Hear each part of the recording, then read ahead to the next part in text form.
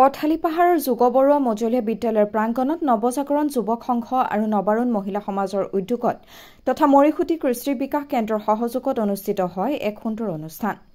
যোৱা 21 জুলাইৰ পৰা 29 জুলাইলৈকে যোগবৰুৱা মজলীয়া বিদ্যালয়ত চলি থকা গ্ৰীষ্মকালীন বিনামূলীয়া পাঠদান কাৰ্যসূচীৰ সফল পৰিসমাপ্তিৰ পাছতে 30 জুলাইৰ সন্ধিয়া অনুষ্ঠিত হয় পৰীক্ষা, বঁটা বিতৰণী, অন্তৰংগ আলাপ আৰু সৃষ্টিশীল আধুনিক নৃত্যৰ প্ৰতিযোগিতা।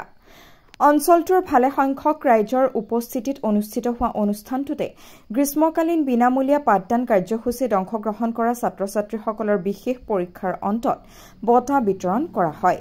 শংকৰদেৱ মহাবিদ্যালয়ৰ অৱসৰপ্ৰাপ্ত অধ্যক্ষ ড মহেন্দ্ৰ বৰা, ৰবীন ফুকন, ভৱেন ফুকন, তিলেশ্বৰ ফুকন, লীলা বৰা, লক্ষী শইকীয়াৰ উপস্থিতিত অনুষ্ঠিত হয় সৃষ্টিশীল আধুনিক নৃত্য, বৰগীত আদি অনুষ্ঠানৰ। নবাৰুণ যুৱক সংঘ, নবাৰুণ মহিলা সমাজ আৰু মৰিখুটি কৃষি বিকাশ কেন্দ্ৰৰ এই তিনিওটা অনুষ্ঠানৰ প্ৰচেষ্টাত অঞ্চলটোৰ ছাত্ৰ-ছাত্ৰীসকলক এইদৰে উৎসাহ যোগোৱাৰ বাবে সকলোৱে ধন্যবাদ জনায়। ৰিপৰ্ট ৰাইজৰ বাৰ্তা। প্ৰিয়ংকা বৰুৱা, যিসকল শ্ৰী ভাগ্যশ্ৰী শইকীয়া,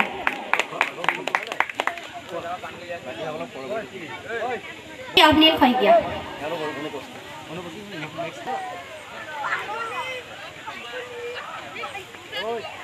দ্বিতীয় স্থান, তৃতীয় স্থান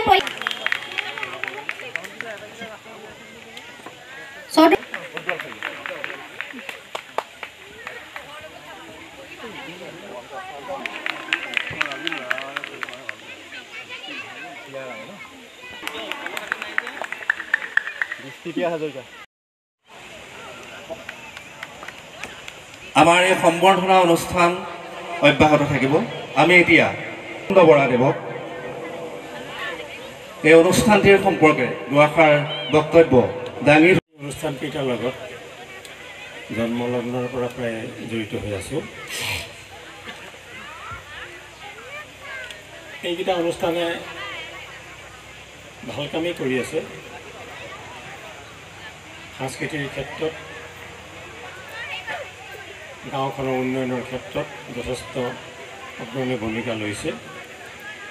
তেওঁলোক ধন্যবাদৰ পাত্ৰ।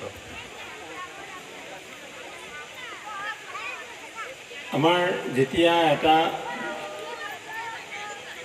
NGO অৰ্থাৎ নন গভৰ্ণমেণ্ট অৰ্গেনাইজেশ্যন খোলা যায়, তাত যেতিয়া ৰেজিষ্ট্ৰেশ্যনৰ কাৰণে যোৱা যায়, তেতিয়া তাত এখন ফৰ্ম ফিল আপ কৰিব লাগে। তাত এটা গুৰুত্বপূৰ্ণ বিষয় থাকে, সেইটো যে অবজেক্টিভছ অফ দ্য ছ'চাইটি।